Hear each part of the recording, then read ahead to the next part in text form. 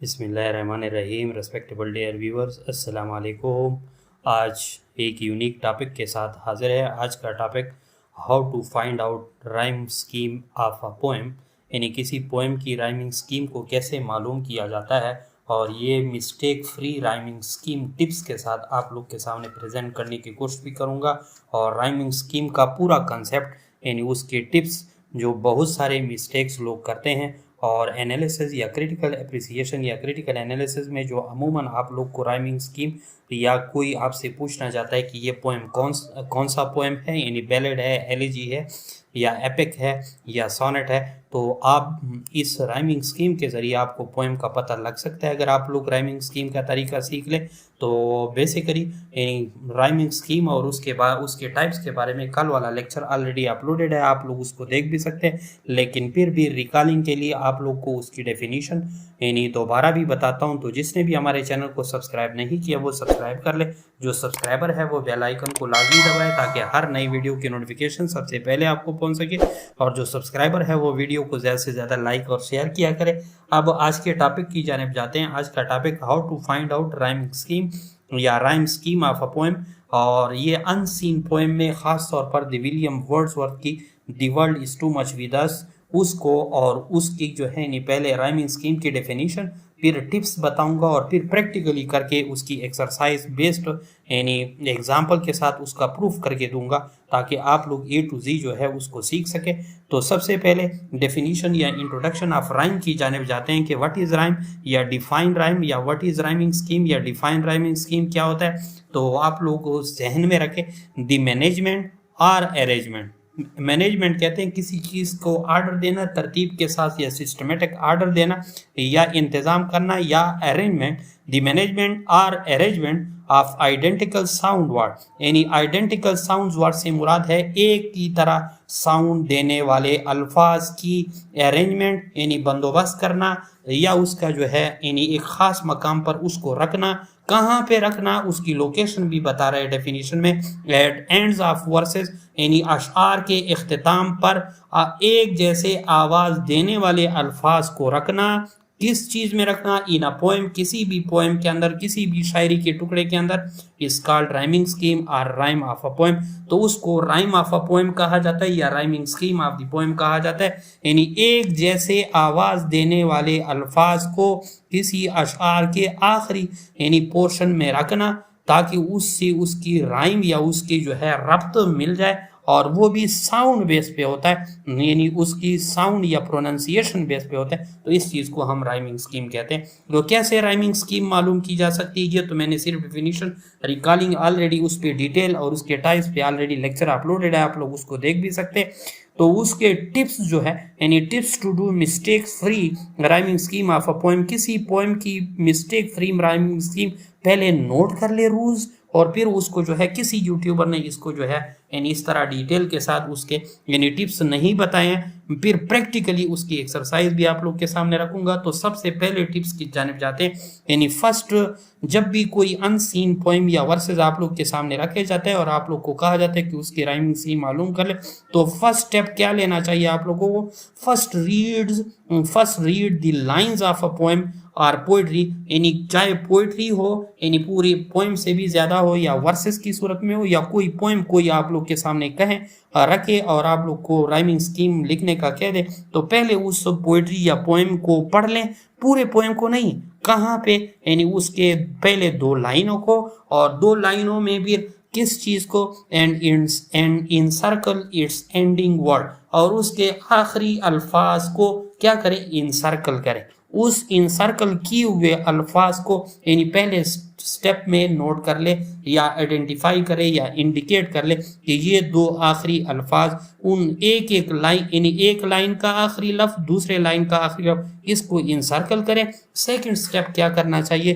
Then read, फिर दोबारा पढ़ लेना चाहिए किस चीज़ को? दी इंसर्कल वर्ड, उस यानी सर्कल या दायरे में लिए गए या इंडिकेटेड वर्ड्स को दोबारा पढ़ लेना चाहिए ताकि उसकी प्रोनाउंसिएशन या उसके लफ्ज की या तलफ़ुज़ की अदायगी तुम्हारे जहन में आ जाए। एंड फाइंड आउट और फिर मालूम कर lay their encircle word and letters sound, और फिर उन यानी जो आप लोगों ने उसको मार्क आउट किया है या इनसर्कल किया हुए अल्फाज है उनके आखिरी लफ्ज़ों की यानी लेटर्स की साउंड मालूम करे, उसकी प्रोनंसिएशन मालूम करे कि कैसे उसकी जो है यानी आखिरी अल्फाज की प्रोनंसिएशन बनती है, उसके कैसी साउंड निकलती है, उस साउंड को नोट कर ले। यानी साउंड, मैं बार बार ये कह रहा हूँ, ये उसके साउंड को नोट करना है, न कि in spite of spelling alphabet and meaning, न कि उन अल्फाज के यानी मीनिंग को नोट करना है, न कोई उसके स्पेलिंग पे जाना है कि उसकी स्पेलिंग सेम है, स्पेलिंग नहीं, उसकी आवाज़, उसकी साउंड, और उसमें सिर्फ आखिरी लेटर्स की, आखिरी यानी जो लेटर्स की जो साउंड बनती है या मिडल जो साउंड बनती है, यानी प्रोनंसिएशन बेस पे आप लोगों ने या साउंड बेस पे आप लोगों ने राइमिंग स्कीम निकालनी होती है, न कि स्पेलिंग या अल्फ़ाबेटिकल आर्डर पे। अल्फ़ाबेट्स उसके डिफरेंट होंगे यानी मुख्तलिफ होंगे, लेकिन आप लोगों ने ना उसकी स्पेलिंग, ना मीनिंग और ना अल्फ़ाबेटिकल आर्डर पे, सिर्फ और सिर्फ उसके जो इनसर्कल किए गए लेटर्स है यानी उरूफ है उसकी साउंड या प्रोनाउंसिएशन बेस पे आप लोगों को करनी चाहिए। मज़ीद भी वाज़ेह हो जाएगा। फिर जब ये आवाज़ें आप लोग नोट कर ले, then indicate each sound of ending word of each line with the starting letter A के साथ, चाहे वो स्मॉल हो या कैपिटल। यानी फिर जब आपके एंडिंग साउंड आप लोग को एक एक लाइन के मालूम हो जाए तो उसके सामने ए लिख ले, यानी ए लेटर के साथ या ए उरूफ ताजी के साथ उसके सामने यानी एक किस्म की आवाज़ के साथ ए लिखे। फिर अगर उसके साथ दूसरा आवाज़ मिलता है तो भी यानी दूसरी लाइन का तो भी फिर उसके सामने ए लिखे, लेकिन अगर उससे फिर मुख्तलिफ होता है तो उसके बी लिखे। लेकिन यहाँ पे एक हिडन कॉन्सेप्ट ये है कि अमूमन बाज़ लोग स्टूडेंट पूछते हैं कि कैसे कैपिटल में शो करना चाहिए राइमिंग स्कीम या स्मॉल लेटर में। तो स्मॉल लेटर में भी आप कर सकते हैं और कैपिटल लेटर दोनों में भी आप कर सकते हैं। तो इसी तरह जब पहले लाइन के सामने आप ए लिखते हैं एक ही आवाज़ के सामने, फिर then second line with the B if stand different sound, अगर उसकी डिफरेंट साउंड है तो दूसरे लाइन में आप बी लिख लें और इस तरह go on till the end of the poem, यही तरीका एंड ऑफ द पोएम तक वो ले जाए। तो आखिर में ए बी या इस तरह की वो आप लोग के सामने एग्जाम्पल बनती जाएगी। इसके ये अमल करने के बाद after indicating with each letter to each sound, तो एक ही लाइन में जो आखिरी अल्फाज की एक ही साउंड के सामने एक लेटर इंडिकेट करने के बाद इन ईच लाइन एक ही लाइन में then write the indicating letters together, फिर जो आप लोगों ने इख्तिताम पे उन लेटर को इकट्ठा लिखा यानी उसको इकट्ठा लिख रहे। कैसे इकट्ठा लिखे? फॉर एग्जाम्पल नीचे मैंने एक पोएम की आप लोग के सामने फॉर एग्जाम्पल के लिए लिखी है, like rhyming scheme of poem, यानी जो ए बी बी ए और इस तरह सी डी, यानी ये क्या है, एक सॉनेट की मैंने आप लोग के सामने फॉर एग्जांपल जो है यानी ये टिप्स के तौर पर रखे हुए। तो इसी तरह आप लोग उसको लिख ले, ये उसकी राइमिंग स्कीम हो जाएगी। और दोबारा 5 नंबर का टिप्स क्या होगा, once again keep in mind, एक बात दोबारा जहन में रखे, that indicating of letter should be done on basis of ending letter sound pronunciation instead of spelling and alphabet. तो ये बात जहन में रखें, जब भी आप इंडिकेशन ऑफ लेटर यानी उसके सामने उरूफ लिखते हैं यानी हर्फ लिखते हैं ए या बी या सी या डी या ई, तो ये हमेशा उसके एंडिंग लेटर साउंड की प्रोनाउंसिएशन बेस पे करे, न उसकी अल्फ़ाबेटिकल या स्पेलिंग या उसके मीनिंग पर न जाएं। यही मिस्टेक्स होते हैं जो अमूमन लोग कहते हैं कि यहाँ उसकी स्पेलिंग यानी यहाँ पे ऐसा आता है और यहाँ पे उसका बी लगना चाहिए, अगरचे ऐसा नहीं होता, यानी साउंड बेस पे होता है या प्रोनाउंसिएशन बेस पे होता है। तो ये कुछ टिप्स थे जो मैंने आप लोग के सामने शेयर किए। अब एक अनसीन पोएम ले लेते हैं यानी एक्सरसाइज के लिए, और कौन सा पोएम ले लेते हैं, द विलियम वर्ड्सवर्थ का, यानी विलियम वर्ड्सवर्थ का the world is too much with अस, जो एक सॉनेट की सूरत में है। और आप लोग को ये भी मालूम करना चाहूँ कि जब भी आप पोएम को आप लोग ले लेते हैं तो फ़ौरन उनके सेंटेंसेस को गिन ले और सेंटेंस या लाइंस को गिन ले। जो ही लाइन अगर 14 आते हैं तो आप लोग उसको जो है सॉनेट का नाम दे सकते हैं। दूसरे यानी स्ट्रक्चर पोएम की मालूम हो, एपिक लॉन्ग नरेटिंग होती है। इस तरह आप लोग को इन राइमिंग स्कीम से पोएम का नाम भी पता चल जाता है। तो अब नंबर 3 पोर्शन यानी एक्सरसाइज बेस्ड एग्जांपल की तरफ जाते हैं कि कैसे how to find out the rhyming scheme of a poem, कैसे मालूम किया जाता है। अब नंबर 1 यानी उसके ऑक्टेव पोर्शन या पहले 8 लाइंस की निकालते हैं, फिर 6 लाइन की निकालते हैं, क्योंकि ये सानेट है यानी पहले उसके लाइन गिन ले, ये 14 लाइंस बनते हैं, तो 14 लाइंस वाला पोएम सानेट कहलाते हैं। अब उसके ऑक्टेव या 8 लाइंस वाले यानी पहला राइमिंग स्कीम हम निकालते हैं। नंबर 1 देख ले, the world is too much with us late and soon. अब देखे सून यानी ऊन, यहाँ पे ओ एन की आवाज आ रही है यानी सोन, ओ ए सून। और फिर जो है सेकंड लाइन है गेटिंग, तो इसको ए के साथ जाहिर कर लेंगे इस तरह, गेटिंग एंड स्पेंडिंग वी ले वेस्ट और पार्स। अब ऊपर वाला ऊन है और नीचे वाला पार्स है, तो ये डिफरेंट है, इसी वजह से यहाँ ए की बजाय हम बी लिखेंगे। इस तरह little we see in the nature that is ours. अब पार्स और आर्स ये एक ही आवाज दे रहे हैं, अगरचे यहाँ पर एस लिखा हुआ है तो बाज लोग स्पेलिंग की वजह से यहाँ सी लिख लेते हैं, लेकिन यहाँ पे सी की बजाय आवाज को देखना चाहिए, प्रोनाउंसिएशन।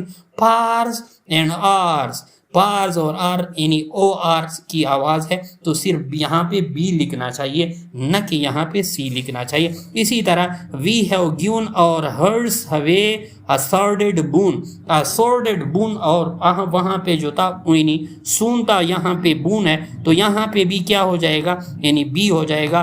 और इसी तरह ये तो पहले 4 लाइन हो गए, नेक्स्ट 4 लाइन को देखे, दिस सी दैट बेयर यानी this sea that bares her bosom to the moon, यानी यहाँ पे मून को आप लोग देखे ऊपर सून की तरह आवाज दे रहे हैं यानी ऊन की तरह, तो फिर यहाँ पे ए आ जाएगा।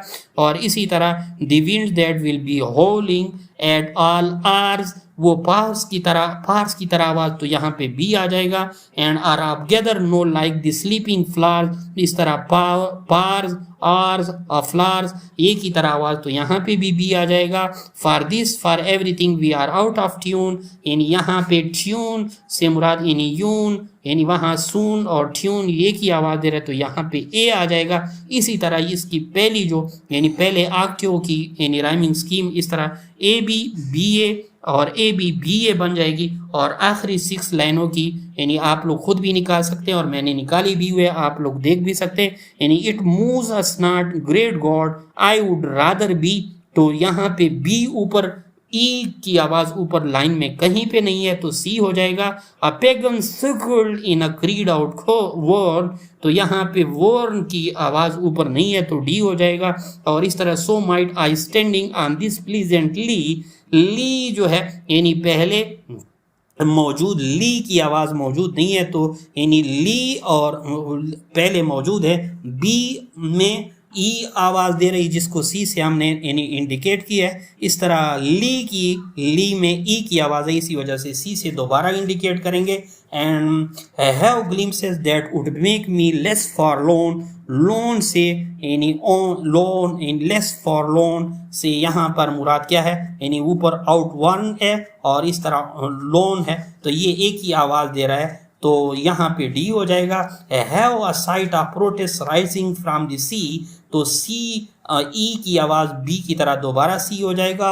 और hear old Triton blow his wreathed horn, ये रेथ हॉर्न यहाँ पे ऑर्न से मुराद यानी ऊपर डी की तरह यानी जो वॉर्न या लॉन यानी इस तरह डी हो जाएगा। और इस तरह इसकी राइमिंग स्कीम यानी उसकी क्या बन जाएगी, सी डी और सी डी ये उसके यानी सेस्टेड की बन जाएगी। फिर इसको कलेक्टिव लिख ले यानी कंबाइन लिख लेंगे यानी ए बी बी ए और ए बी बी ए और सी डी और सी डी। अगर आप लोग को ये वीडियो पसंद आई तो